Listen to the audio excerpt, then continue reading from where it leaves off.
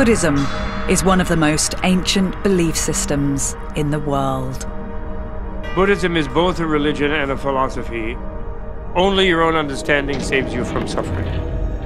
It is practiced by over 350 million people today.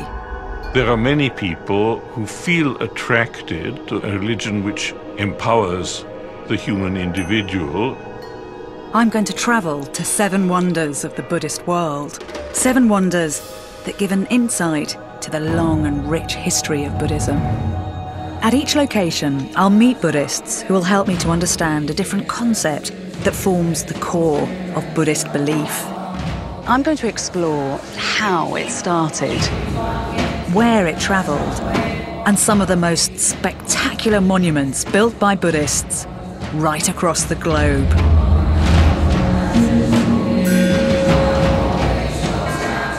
and to try to get to the bottom of the attraction of this philosophy for mankind for close on 2,500 years. Buddhism's numbers grow year on year, and I'll be uncovering why, as I experience 7 modern and ancient wonders of the Buddhist world.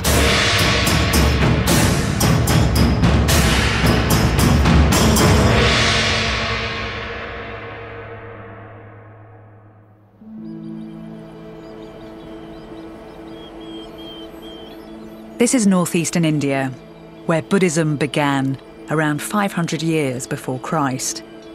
Millions of pilgrims come to this country and to the sacred city of Bodh Gaya to visit the place where a young Indian prince underwent a life-changing personal transformation and came to be known as the Buddha. I've studied the period in history when the Buddha lived for over 20 years, and I just love it because this was such a radical age. This was a time when men like the Buddha and Socrates in ancient Greece turned the world of belief upside down. Instead of focusing on tradition and convention and ritual, they dealt with ethics and the possibilities of the human mind. And I'm particularly fascinated to follow in the trail of Buddhism because as the philosophy has travelled through 25 centuries, it's marked out a path that leads directly from ancient society to the modern world. This is Mahabodhi, the Great Awakening Temple in Bodh Gaya in northeastern India, our first wonder of the Buddhist world.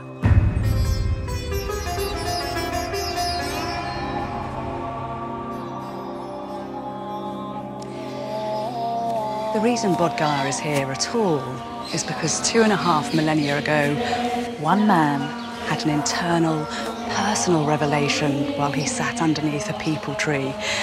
It's a very quiet, simple beginning to end up with all of this.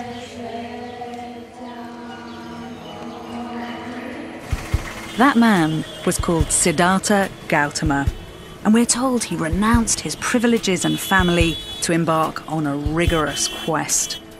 A journey to understand the inherent challenges of the human condition, sparked by the suffering, sorrow and deprivation that he saw all around him. It was a long and difficult journey. Siddhartha renounced the comforts of the material world. He meditated for weeks on end. He broke with the status quo in a region that had been dominated by the old gods for the previous 1,000 years. Finally, he achieved nirvana, what we loosely translate as enlightenment, and became known as the Buddha, or the Enlightened One. The Buddha, according to Buddhist scriptures, made his way to this spot and determined not to move until he found an answer to the world's suffering. So it was here, on one warm spring evening, 2,500 years ago, that the Buddha came to sit. We're told that all night he was tormented by demons. But then as the sun began to rise in the east, he found enlightenment.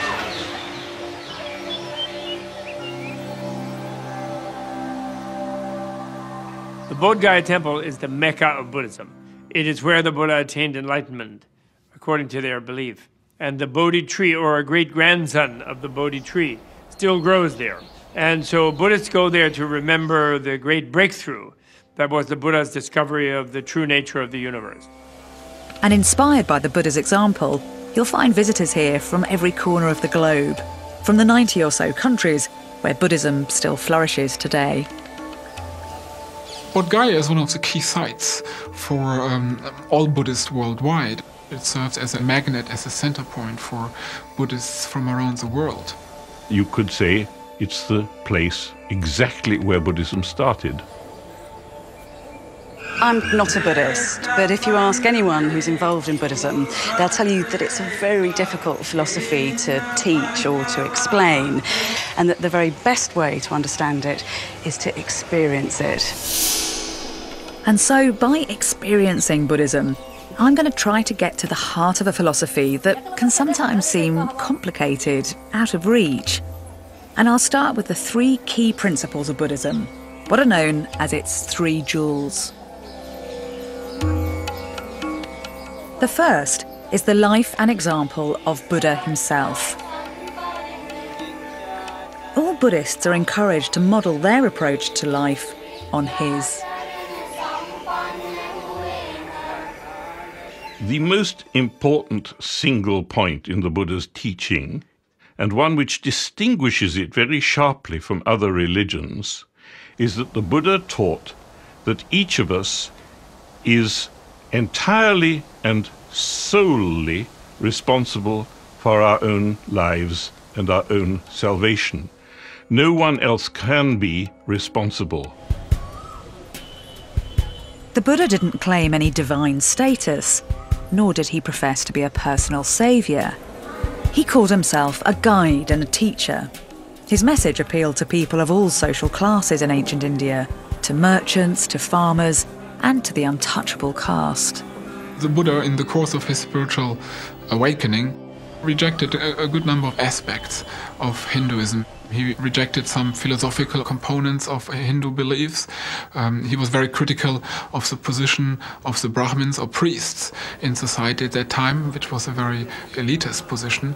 He was similarly critical of the caste system. He positioned himself as a result outside the caste system.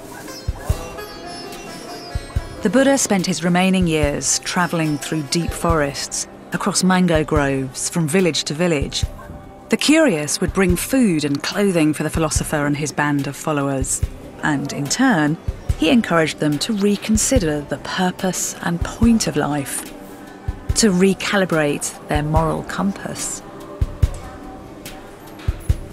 Although the Buddha didn't establish a church or temple system as such, over time, the significant locations in his life were gradually turned into shrines.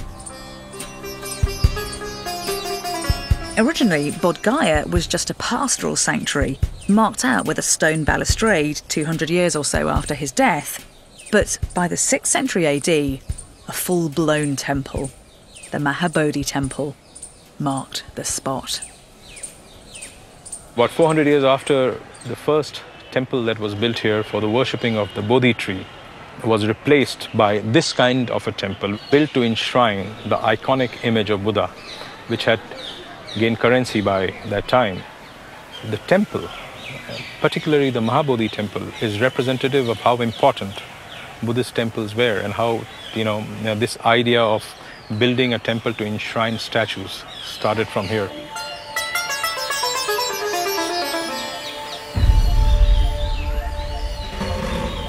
As Buddhism's travelled through the centuries, perhaps inevitably it's taken on more the aspect of a religion with temples and pilgrims and a religious hierarchy. You could be forgiven for mistaking Buddhism as one of the great God-driven faiths of the world, but there is a key difference. By putting such an emphasis on a system of personal morality and breaking with the conventions and traditions and rituals of the past, in many ways, the Buddha was one of those men who gave us the modern world. And although he never denied that there were gods, he simply said, You don't have to rely on the gods to make everything okay. According to Buddhist sources, having seeded a radical new world view, the Buddha died at the age of 84. His body was cremated, but his bones remained unburned. They were distributed amongst the various tribes, rulers and kingdoms who are now starting to follow the Buddhist way and who honoured its founder by building monuments or stupas over his remains. In Kathmandu, the capital city of Nepal, stands the Bodhanath Stupa, our second wonder of the Buddhist world. It was first built in the 5th or early 6th centuries AD, then rebuilt and restored a number of times, finally as this giant enclosed tomb in the 14th century. It is the largest in the Indian subcontinent, a sacred place for thousands of Buddhists throughout the world. Here at Bodhanath, I'm going to find out more about the 3 jewels of Buddhism. Buddhism consists, as far as Buddhists are concerned, in 3 things which they call the 3 jewels, and those 3 things are closely connected. The first is the Buddha, the founder of their religion. The second is called the Sangha, and that is the community of monks and nuns. The third is called the Dharma. The Dharma refers to the preaching, the teaching of the Buddha. In other words, it's what the Buddha discovered, and it's also the truth. As you walk around the Bodhanath here, you always have this sense that you're being watched. And that's because the Buddha's all-seeing eyes are always staring down at you. That squiggle in the middle of his face, incidentally, is not his nose. It's actually the Sanskrit character for the number 1 to represent a kind of unity in the Buddhist faith. Something you won't find represented up there are the Buddha's ears. And there is a particular reason for that. We're told that the Buddha said he never wanted to hear that he was being worshipped. And of course, that is what is so unique about Buddhism. This is a religion without a central authority figure. Instead, there's just this credo that man is his own lord and master, that mankind itself can control humanity's destiny. It's not atheistic because they do believe in the existence of sort of gods and angels and so on, but they simply don't believe that those beings have the universe under control, and therefore they cannot save us from suffering. They themselves need saving from suffering from a future time when they cease being gods and they become beings vulnerable to pain and suffering. At the Bodhanath Stupa, one of the many people who come to circumambulate and to pay their respects to the Buddha is Annie Choying, a Buddhist nun famous throughout Nepal for her sweet singing voice. She is in fact known as the Singing Nun. This is a very highly spiritual place we consider. It's a holy place. And we believe that all the great relics of the Buddhas are in this stupa, and then it holds a very special religious spot. And every people who comes around here are always reciting mantras and really focusing on meditation. They do the circumambulation, prostration, to keep the physical health healthy and the mind to be energy clean, chanting mantras as well as doing prayers. So trying to put yourself in a very good positive discipline. This is a very, very highly blessed place. Annie is originally from Tibet. Thousands of Tibetan Buddhists now live in Nepal as refugees. The brand of Buddhism here is as much Tibetan as it is Nepalese. Flexibility and diversity has always been one of Buddhism's strengths. The Buddha himself said there should be no one official Buddhist language. Instead, Buddhists are encouraged to focus on the universal relevance of the Buddha's wisdom. There are some people here who will tell you that buried deep in that stupa is a fragment of the Buddha's bone. Now, I'm not certain we're actually going to be able to prove that, but what is sure is that this is the biggest stupa in the whole of the Nepal and one of the largest in the world. And It is immensely impressive, but do you know what's significant about it? Actually, it's not how it looks, but what it means. Because this was built to represent something very special. For the men who created this was nothing less than an incarnation of the Buddha's mind.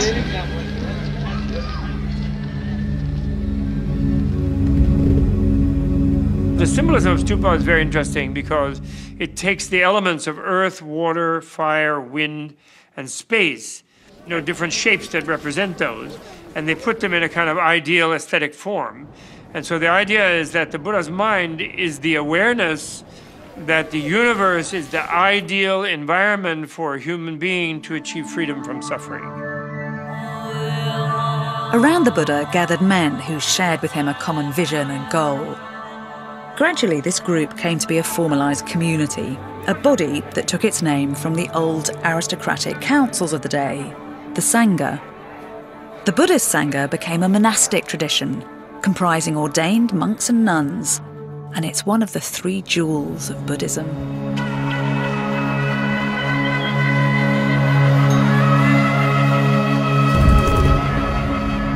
My first experience of the Sangha came at what felt like an ungodly hour. At Bodhanath every morning, just after dawn, monks of all ages gathered to perform the first of many rituals of the day. The Sangha is one of the oldest, continuously active spiritual organisations in the world.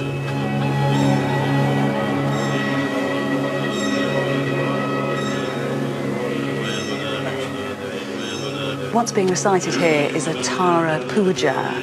It's a chant that aims to ensure a kind of liberation from suffering. And it's really interesting because Tara is thought to be a female manifestation of Buddha's wisdom, something which is incredibly potent. I mean, this isn't just an abstract idea of wisdom. This is thought to be able to be healing, to actually be stronger than medicine itself.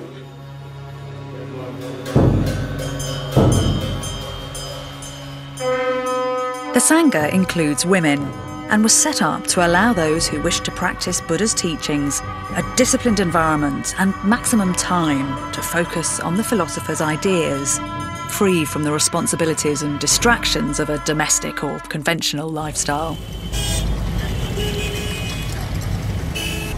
A few miles outside Kathmandu, Annie, the singing nun, runs her own nunnery. It's a refuge for girls, many as young as 10, the age both sexes can embark on the life of a Buddhist novice.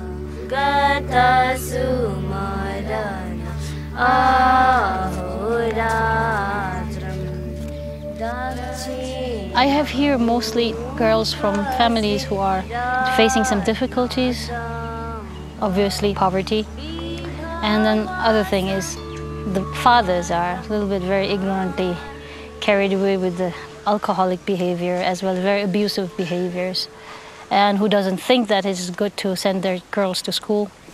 So I try to collect them here and give them as much as I can give them.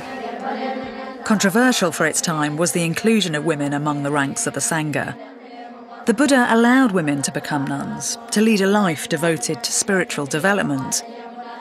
Like Buddhist monks, nuns are expected to remain celibate, pure, since they are one of the 3 jewels of Buddhism, not just Buddha's foot soldiers, but an incarnation of the belief system itself. So, I've learnt about 2 of the 3 jewels of Buddhism, the Sangha and the life of the Buddha. But what about the 3rd jewel, the Dharma, or teachings? You can perhaps help me out a bit. How do you describe Dharma? What does Dharma mean to you?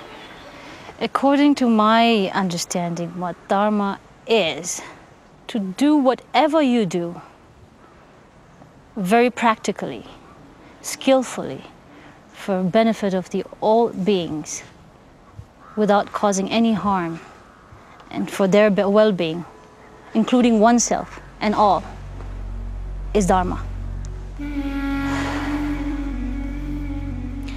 धर्म न हिंदू बौद्ध हो सिख इस्लाम न जैन धर्म चित्त को शुद्धता Dharma shanti sukha chain. Dharma means the purity of heart. Dharma means peace. And dharma means well-being of all human society. Are there special ways that you can achieve Dharma? Are there rules and regulations that show you what to do? We are taught what causes suffering and what can cause suffering and how to avoid causing suffering in life, one's own life. And when you implement those teachings, I think that is what really contributes towards one's own well-being and others' well-being. And I think that is considered Dharma. In a Buddhist context, the word Dharma refers above all to the teachings of the Buddha as he rediscovered them in the process of his progress towards enlightenment. The reality of the Dharma, which holds you free from suffering, is what they take the root of the word dharma, which means to hold, and the Buddha said dharma holds a being free from suffering.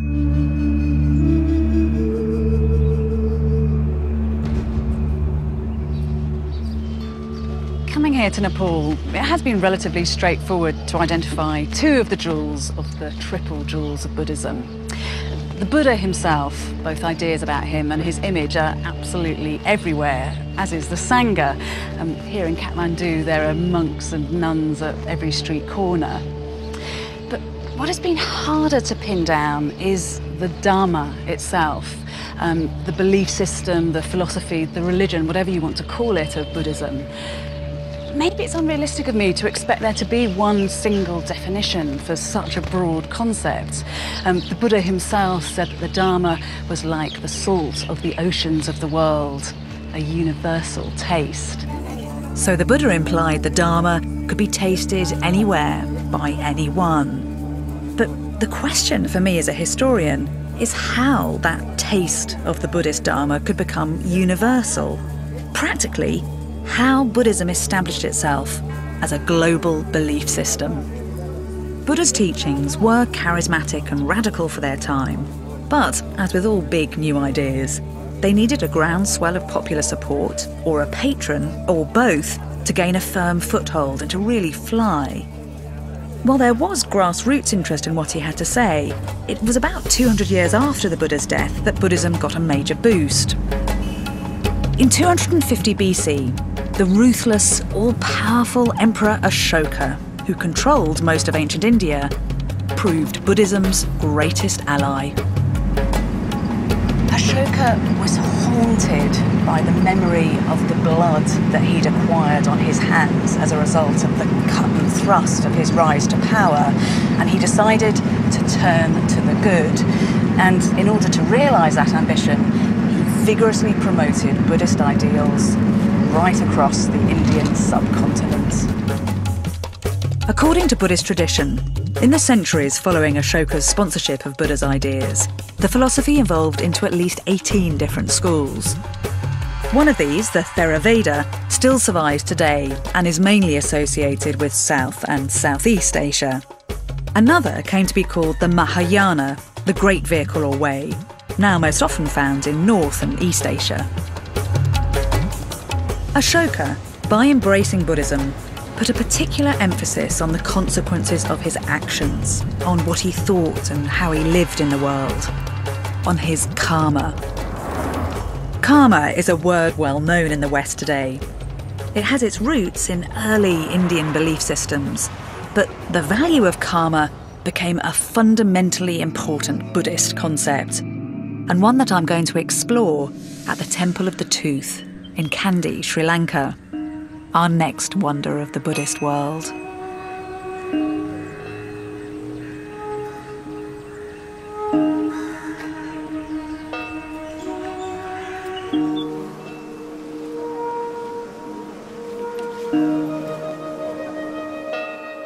Sri Lankan Buddhists believe that the tooth relic was brought to their country around 300 BC.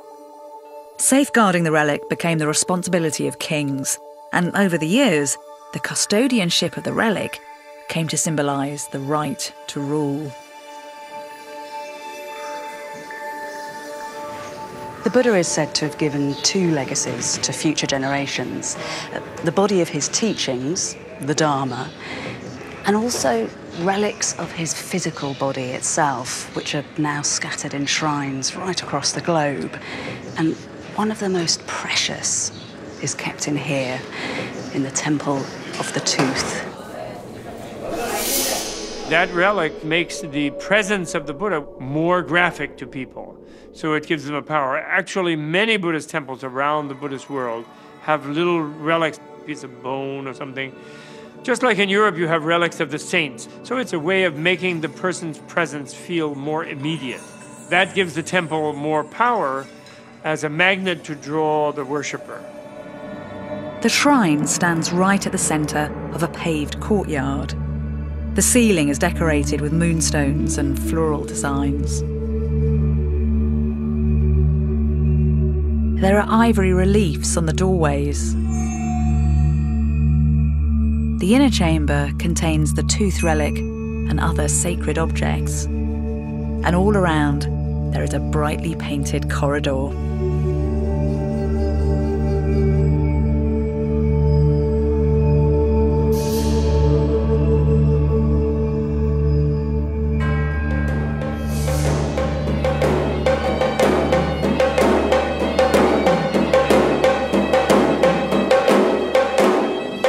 Monks conduct daily worship in the inner chamber of the temple.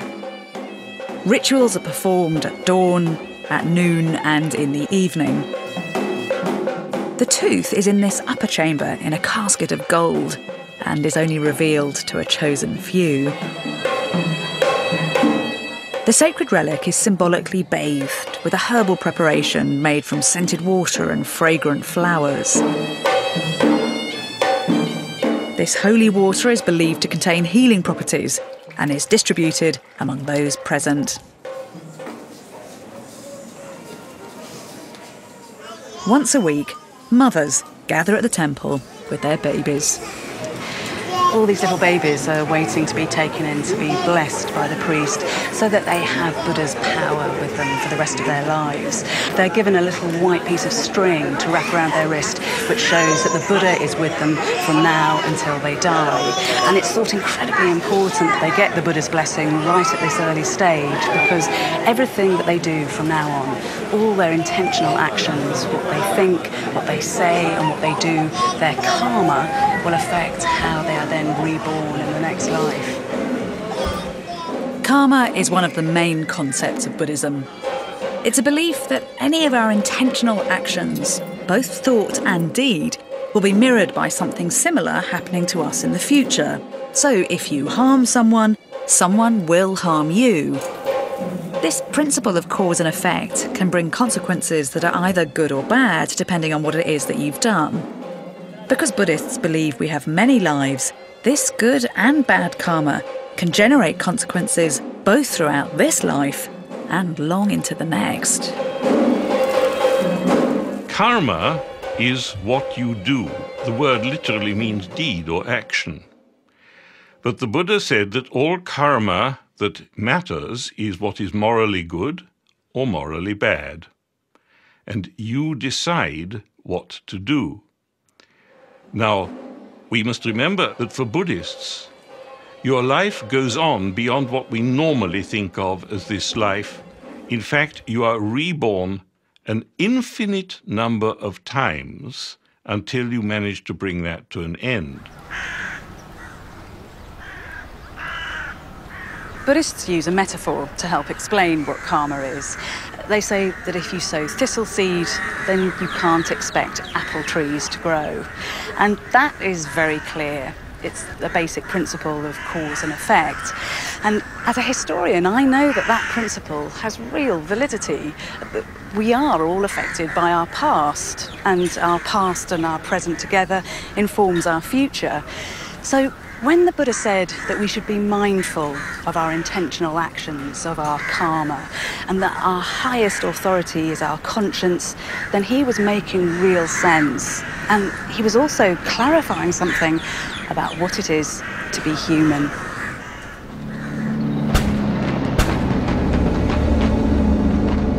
Of course, the issue is that karma can be both good and bad. And in Sri Lanka, the fallout of action and reaction, of cause and effect, has been brutally tested in recent years. For nearly 3 decades, the country has been locked in a violent civil war, in which close on 100,000 people have been killed. Sri Lanka is only now emerging from this debilitating conflict between the Hindu Tamil minority and a Buddhist Sinhalese majority. The Temple of the Tooth was badly hit and partially destroyed during the war. It's now been fully restored. Buddhists believe this cycle of death and destruction can be broken. They assert that by following a certain path, it's possible to break out of a continuous round of life and death and rebirth, which in Buddhism has a name: samsara. And samsara is the concept I'm going to investigate now, as I move to the next wonder of the Buddhist world.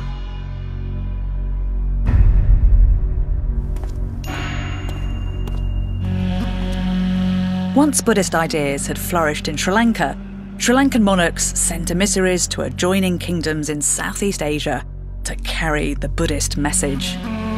By the 11th century, Theravada Buddhism was well established in Thailand, and here in Bangkok, close on 90% of Thais are now Buddhist.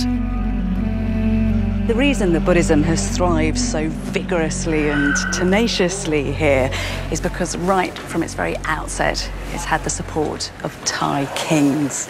A king here can aspire to be a Buddha himself, and there was one king who was actually a monk for 25 years before he came to the throne. Every time the royal family builds a new palace for itself, it will also construct next door a monastery and a temple complex as a kind of outward sign of its righteousness and commitment to the Buddhist cause. And here in Bangkok, the temple complex is certainly fit for a king. This is Wat Po, our next wonder of the Buddhist world. It's the largest and oldest temple complex in Bangkok. It's home to more than 1,000 Buddha images. The complex includes a temple, a working monastery, and a large courtyard with a forest of stupas thick with exquisite handmade lotus motifs. And hidden within its own palatial hall, the golden reclining Buddha.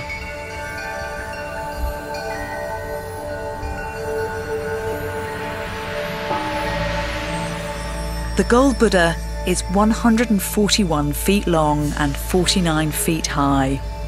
Started in 1788, it took over 5 years to build.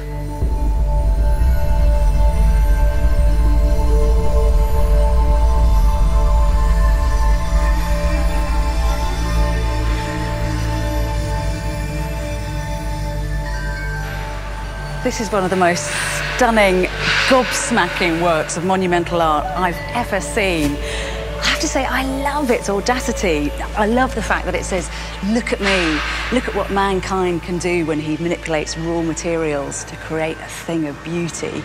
Because here there are thousands of fragments of mother of pearl used and 153 plates of gold.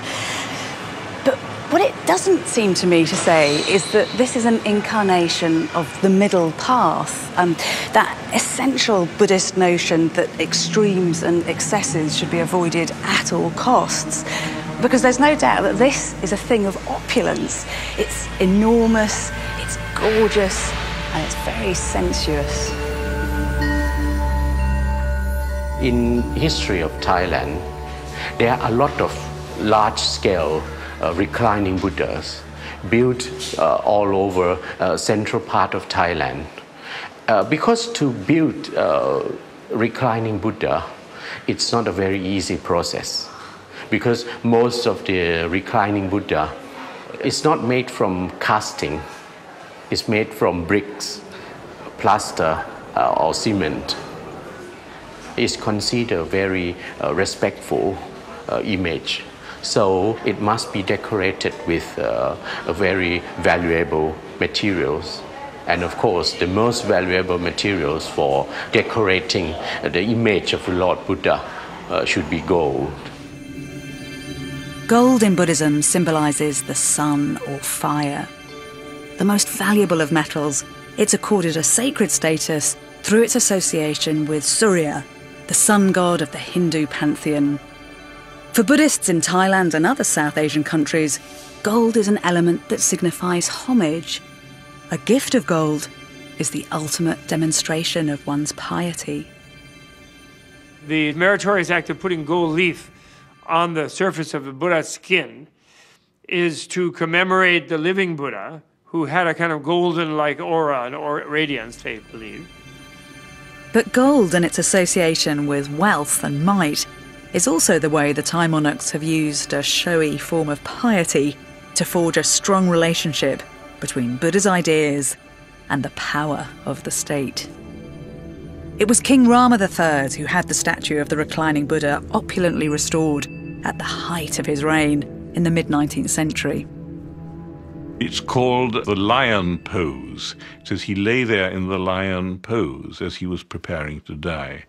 It's described that he lay down on his right side and he rested his head on his right hand. There's a reason that this Buddha has got such a serene smile. It's because he's achieved enlightenment, nirvana. It means that he's escaped what Buddhists call samsara, an endless cycle of life, of birth and death, of passion and desire and delusion that can only lead to pain and suffering. Samsara effectively constitutes a cycle of birth and rebirth.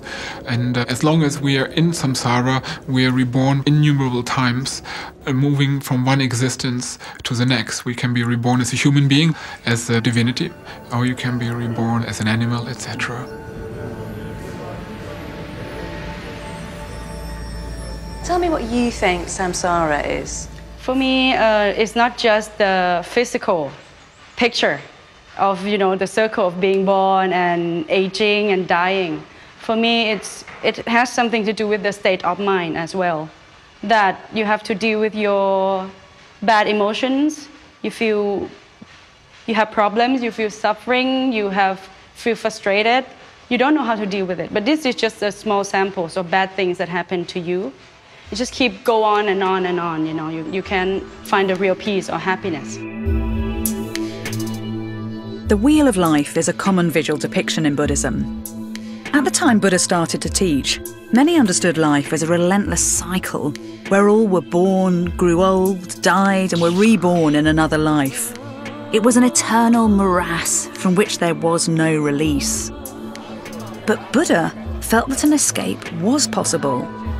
He taught that through one's actions, karma, and through a way of life that was characterised by wisdom, morality, and compassion, via meditation and the triumph of the mind over craving, desire, and excess, it was possible to achieve enlightenment, nirvana.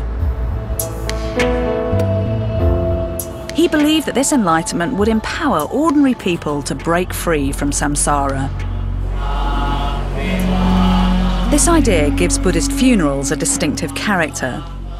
Those present mourn their loss, but also hope that thanks to their beloved's good karma, the dead are at least one step closer to enlightenment, that they have the chance of a rebirth as a better being who one day can escape samsara. What goes round comes around, that's what I believe. This body is just like a house that we rent for a while. After we die, we have to find a new place to live.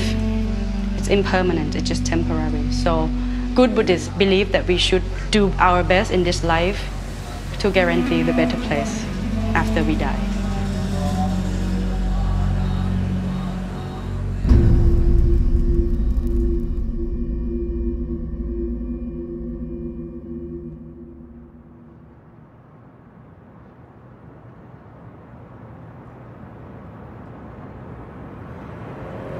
Buddhists say that there is only one certain way to break free from samsara, to eliminate the desires and the passions and the distractions of everyday life. Now, of course, that is very easy to say, and it's very hard to do.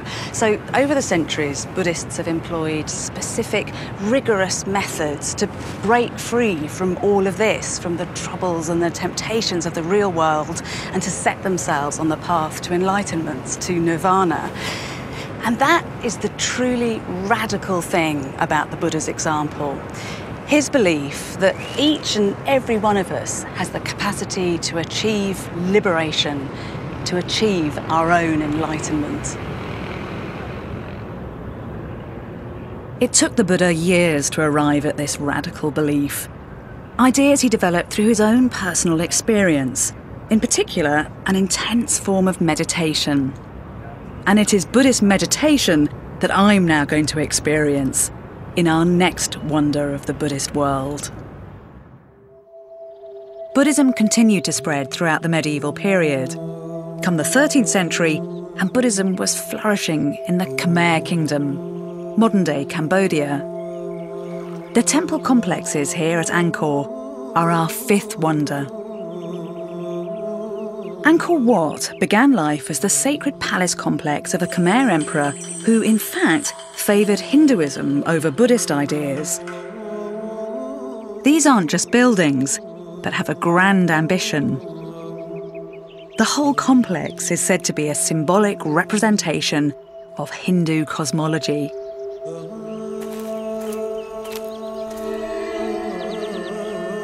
The original temple honoured the Hindu god Vishnu and incarnates the centre of the physical and spiritual universe, a mythical mountain.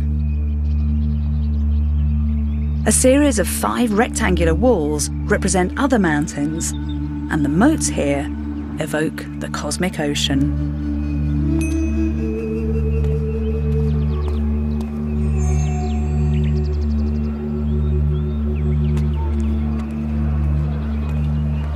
This place reeks of a combination of earthly and divine power, and of the close-knit relationship between gods and kings. And of course it was a belief in that relationship that inspired the creation of this complex in the first place. But for some people, it was just too exclusive, too strictly hierarchical. And Buddhism offered a solution. It was the Khmer Emperor Jayavarman VII who converted to Buddhism, and his regime marked a clear dividing line with the old Hindu past.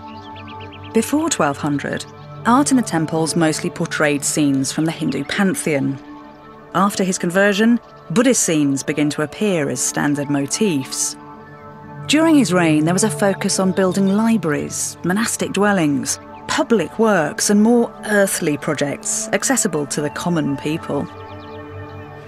So history in Cambodia takes a humanist turn. As Buddhism rises in popularity, you find images of the Buddha and his followers emerging everywhere in the architecture, in gates, in walls and in temples.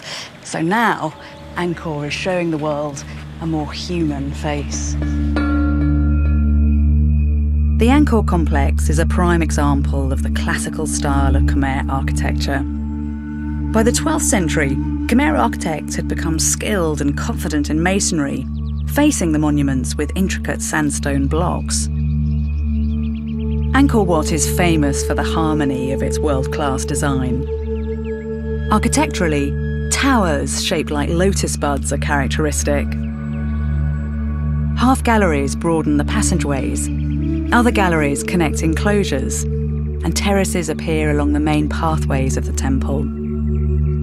The walls are decorated with bas-reliefs, showing Hindu mythological figures and detailed narrative scenes. This one depicts the churning of the oceans. Other elements of the design have been destroyed by looting and the passage of time. They included gilded stucco, gold on some figures, and elaborate carved ceiling panels and doors. This was the largest sacred building in the world. Although there is an eerie, crumbling beauty to this place now, you have to try to imagine it in its heyday. All this stonework would have been brightly painted, and in this corridor there'd have been many hundreds of statues of the Buddha wrought out of precious gold. The light from the statues would have been reflected back from the walls, which would have been studded with emeralds and sapphires and rubies. And outside there would have been crowds of monks, their eyes closed in meditation, their faces lit by the glow of torches made out of jungle resin. Since Buddhism is primarily an educational system, meditation is a key component of that educational system. Meditation is the way you become viscerally and directly aware of all these deep connections and connectednesses to the universe. And you have to become directly aware of it to become free of being controlled by unconscious processes. And that freedom is liberation. That freedom is nirvana. I'd been invited by a group of trainee Buddhist monks to experience meditation for myself. Members of the Sangha can spend hours each day meditating. The way they sit, the position of their hands is copied from the practice of the Buddha himself. They are still and concentrate on their breathing, not doing anything to alter the way they breathe, not worrying about whether they're doing it right or wrong, clearing their minds of thoughts, of feelings of fear and anger, of the distractions of the outside world, just following the breathing and becoming one with each breath.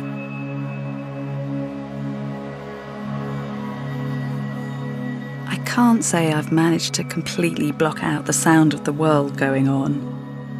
And it feels hard to stay this still for so long. But if someone were to ask me if I had any anger in my head or my heart right now, I would have to say there is none.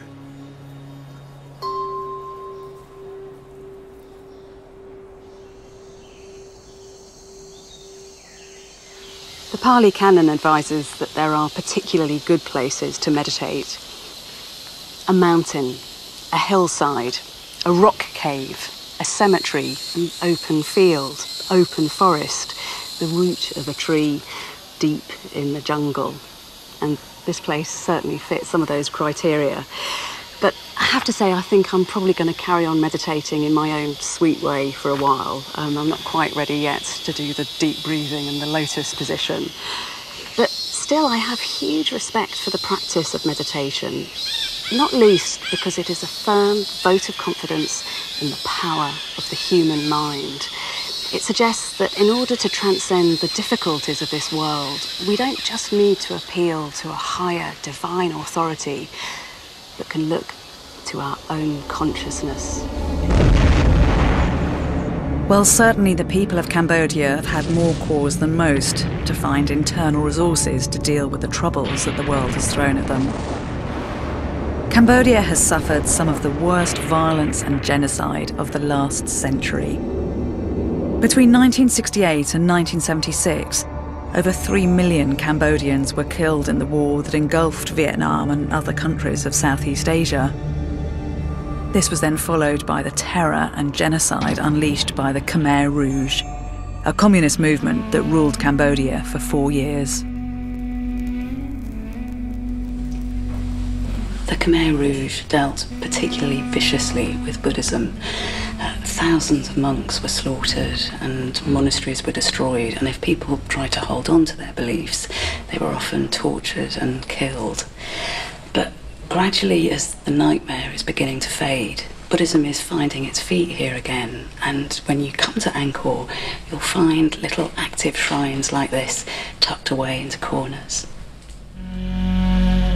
In Cambodia, Buddhism is slowly reasserting itself. This country, which had experienced such horrors, is now peaceful, and Angkor, which had been brutalised by the Khmer Rouge regime, is now a world tourist site once again. It's been very moving coming here to Cambodia because this place has been the home to the most dramatic twists and turns in the fortunes of Buddhism. For centuries, Buddhism was the philosophy of choice for both the kings and the people. And then, thanks to the horrors of the Khmer Rouge, there was a chance that it was going to be eradicated virtually overnight. But gradually, gently, it is now making a comeback. And there's even a possibility that this place, which was once the biggest and most active Buddhist complex in the world, could be that again sometime in the future.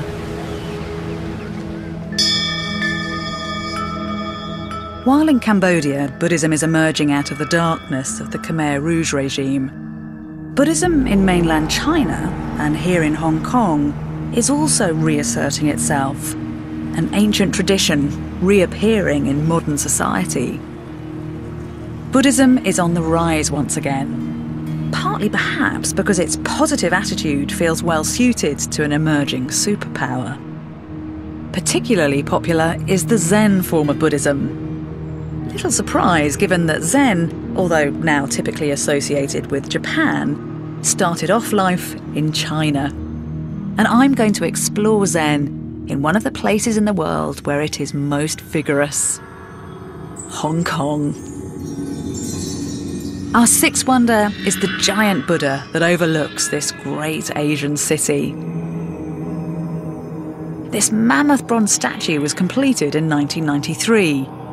It symbolises the relationship between man and nature, people and religion. Well, the building of the giant Buddha in Hong Kong was a reassertion of an old Buddhist tradition of constructing massive Buddhist images. And the monks who initiated the project in Hong Kong had visited Japan, and they'd visited various sites in mainland China and seen medieval massive images of Buddhas. And this was something they were trying to recreate in Lantau. It's the only statue of Buddha to face north towards Beijing, and is named Jiantan, after the Temple of Heaven in that city.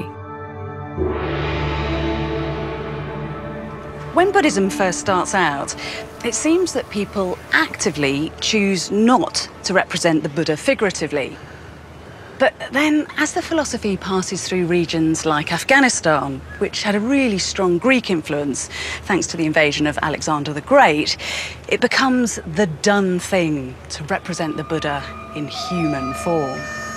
Now, once the belief system enters China, a new tradition gains popularity, not just to represent the Buddha in human form, but to do so on a monumental scale.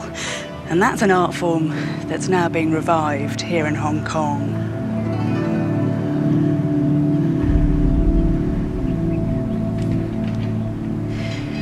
Everything about this statue means something. The Buddha is sitting in a lotus position, which shows that he was like the beauty of a lotus flower emerging from the muddy waters of a pond. His face is that beautiful round shape, which is supposed to be a reflection of the perfection of the moon. And his head is domed, which tells us just how wise he is. His hands are interesting because the right hand is raised in a gesture of blessing. This is the Buddha's vow that he will release the entire world from its suffering. And on his chest, he's got that so-called swastika symbol. Now, of course, the swastika was unfortunately appropriated by the Nazis, even though they got it the wrong way round. But what it actually means is the power of the universe. So this tells us that the Buddha's compassion and wisdom is available to all.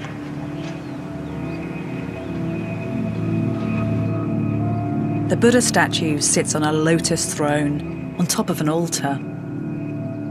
It's surrounded by 6 smaller bronze statues. They're shown offering gifts like fruit and incense, gifts that symbolise different aspects of Buddhist philosophy, all virtues which are necessary to achieve enlightenment.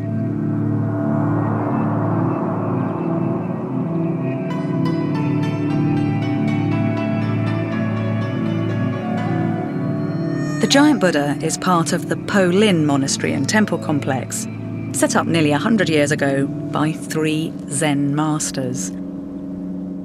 Zen has developed as a part of Mahayana Buddhism, the school of Buddhism practiced in China and other northern Asian countries. Zen Buddhists believe that all people have the qualities that the Buddha had, and emphasise that these can be developed and were not unique to the Buddha only.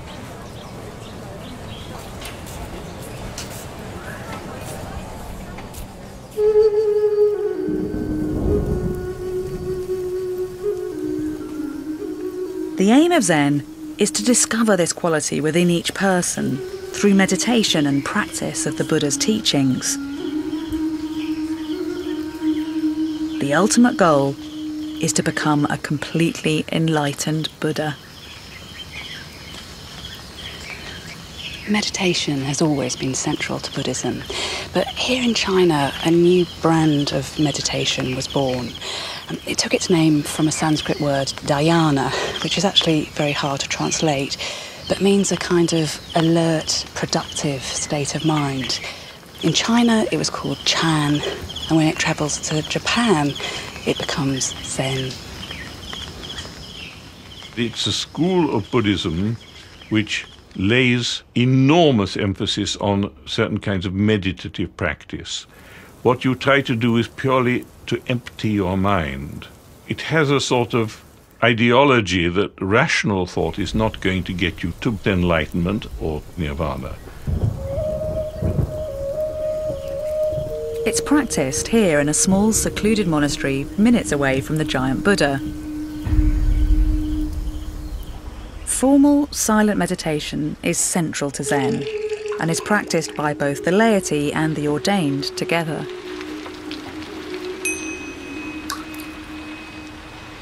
Some people find the concept of Zen quite difficult to grasp. So how would you define it? So Zen means we never separate our life and our practice. Zen is like 24 hours when you are standing, sitting, walking, lying down. So never separate. You know, our everyday life and our practice cannot separate. It's not two things. Zen also means inside, you know, our mind, and outside the object. Inside, outside, boom, become one. That's Zen.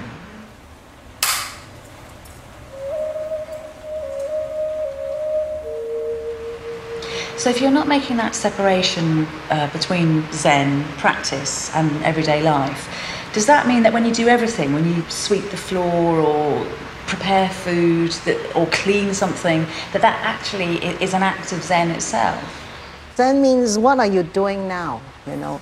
So somebody might get enlightenment while they're eating meal, washing bowl. All these we designed to help people to be in the moment. And maybe at that moment your mind becomes clear and your life becomes clear.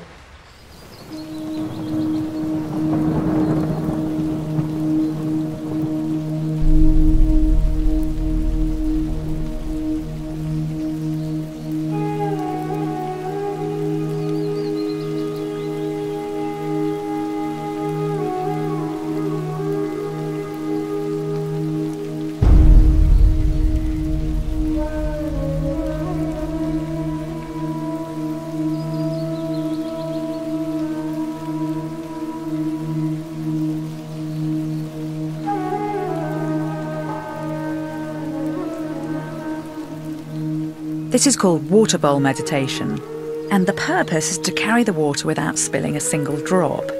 Now, the idea is that you can do this through the application of Zen, because if you think you're carrying a bowl of water, then you're bound to shake and lose some. But if you clear your mind completely, you will complete the task successfully.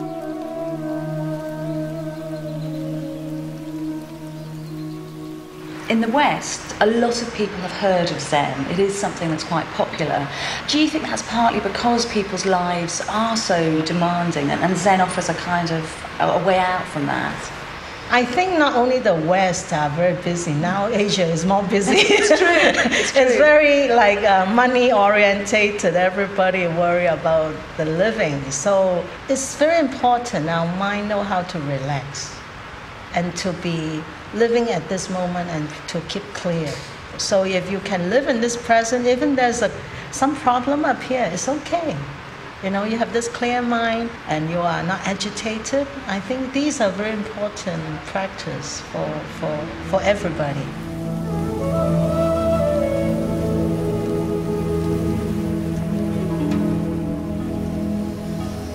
Zen practitioners today don't like to use specific words to limit what Zen is.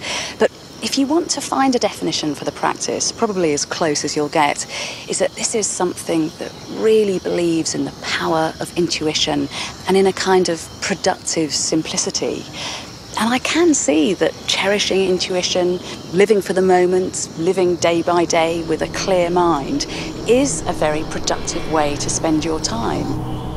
Perhaps it explains why, of all brands of Buddhism, Zen has become particularly attractive to those who live in our demanding 21st century.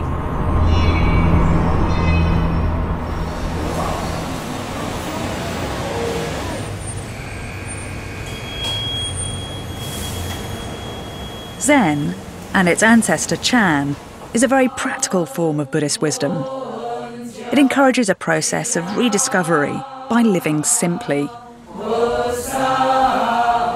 The Zen tradition emphasises that enlightenment is possible here and now.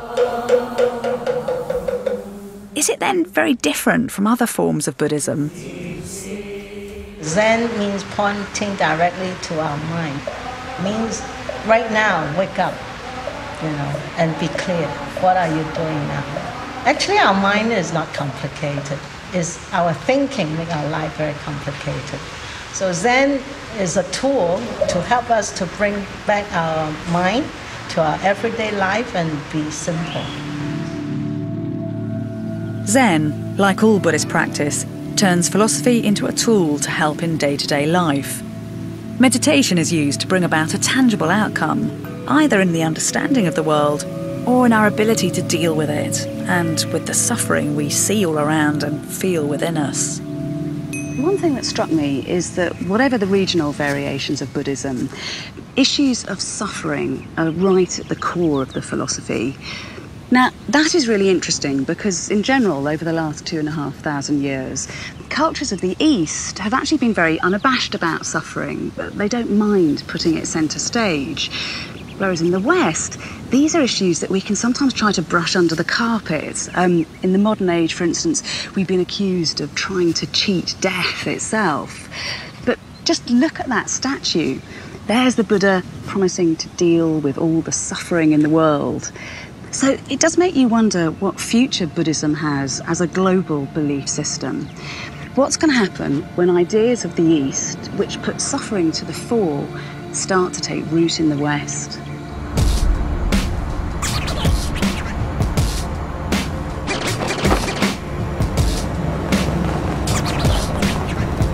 Buddhist ideas and philosophy have become increasingly popular in the fast-paced and highly competitive world of California.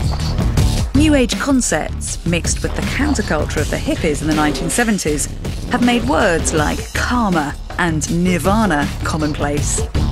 Buddhism offered a spiritual life and an emphasis on morality without being too authoritarian.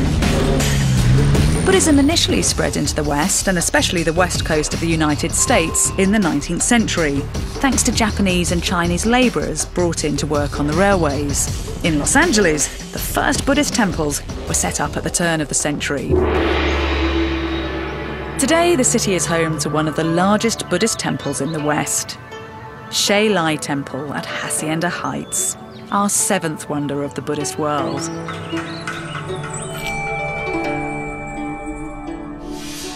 Here I'm going to try to understand what has to be the most important Buddhist concept, the ultimate goal for Buddhists: nirvana.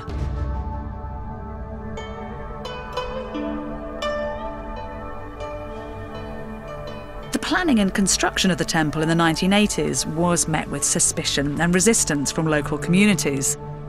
The building of the temple at its current location survived 6 public hearings and 165 explanatory sessions. Finally, in 1985, the temple was granted a building permit, and it was completed in 1988. I'll tell you what, there is definitely a wealth of here, and that is Buddhas. I've never seen so many. There must be, what, 10,000 or something at least on these walls? There are over 10,000 Buddhas right here, big and small. And if you look at all the Buddhas, you may find some names there. It's a Chinese practice that the people make an offering, and then to have the name of the family there is their Buddha.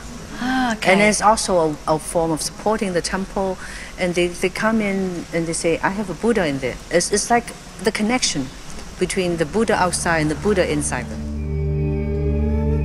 One of the American Buddhists who come to the temple is Mario C. He became a Buddhist 6 years ago. There are some who'd say that the attraction of Buddhism for many Americans is that it's pleasingly mystical, it comes from the East, but at the same time it ties in with a kind of anything goes materialist lifestyle. How do you speak to that? I don't mean any disrespect by this, but I have some friends who use Buddhism and Eastern religion, Eastern philosophy, and they sort of mix it up with New Age. And that's okay. If it works for them, that's fine. But my concern is that it is that sort of anything goes. You know, it's a free market in spirituality, so whatever I'm saying or thinking today is fine. Because we have these core teachings in Buddhism, it keeps us in check. So we don't sort of go into anything that if it feels good, it's okay. We're really trying to avoid that. This Buddhism gave me a discipline without the necessity of a God to reward me or punish me. There has been a tenfold increase in the number of Buddhists in Europe and America over the last 40 years. Most observers put the figure at between 2 to 3 million practicing Buddhists in America, with the number of Buddhist sympathisers estimated at over 10 million. The Shailai Temple is one example of the modern expansionism of Buddhism.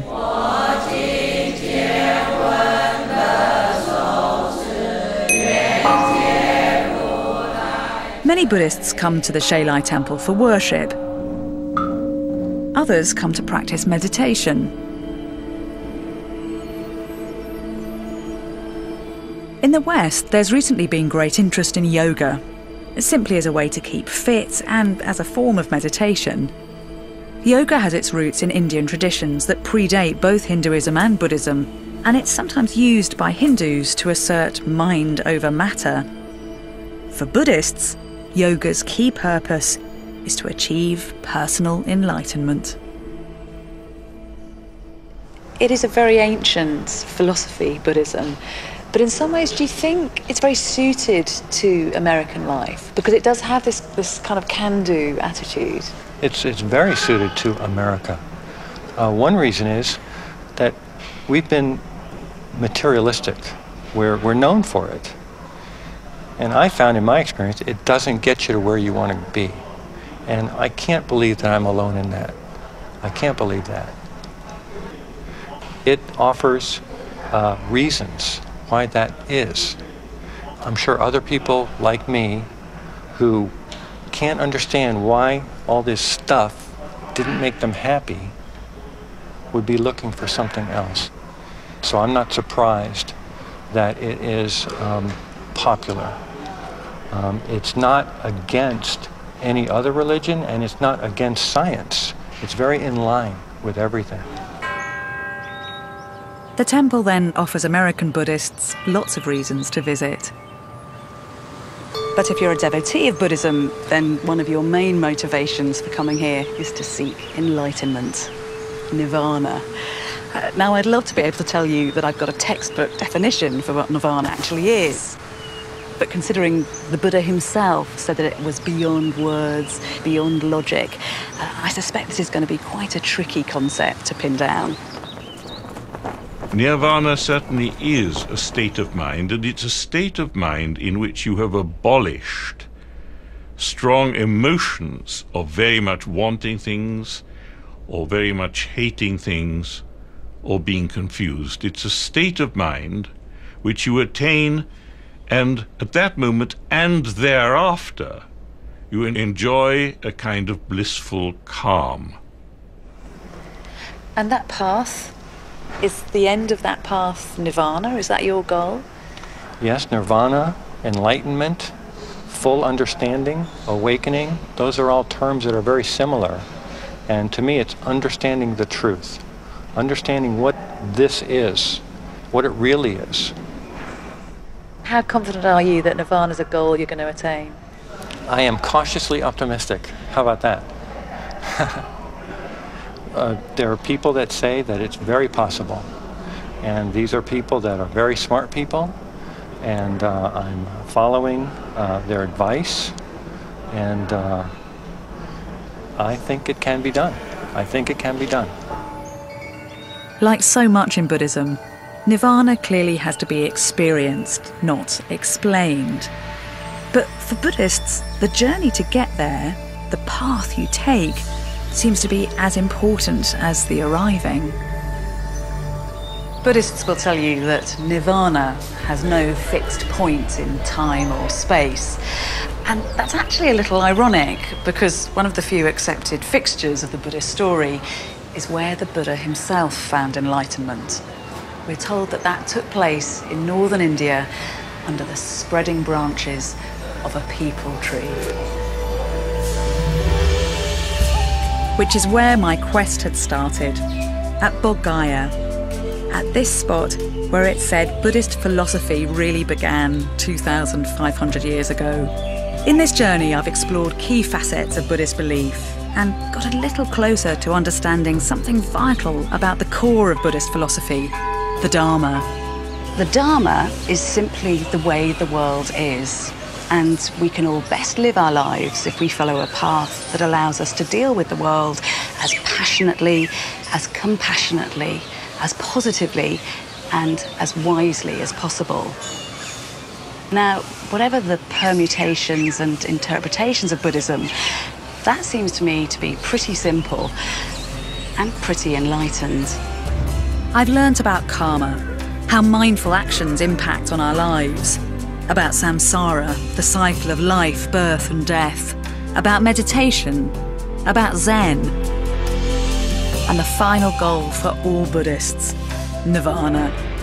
I've seen some of the most beautiful architecture inspired by Buddhist ideas, and how after 25 centuries, Buddhism still attracts millions across the globe. A philosophy that is rooted in its ancient past and yet gives character to the modern world. How Buddhism places the responsibility to realise the truth on all of us. As Buddhism travelled, it transformed the cultures it came into contact with, just as it too was transformed. You wonder if the Buddha could ever possibly have imagined the impact that his ideas would have on human history, particularly given the one thing he was certain about was that impermanence and change were the only things that were definite in this world. Just listen to this, it's one of his most poetic epithets. So shall you think of all this fleeting world, a star at dawn, a bubble in a stream, a flash of lightning in a summer cloud, a flickering lamp, a phantom, and a dream. Well, the Buddha's dreams of 2,500 years ago are still with us. And they've been made incarnate in one of the most tenacious belief systems of all time, and in some of the most iconic and beautiful monuments in the world.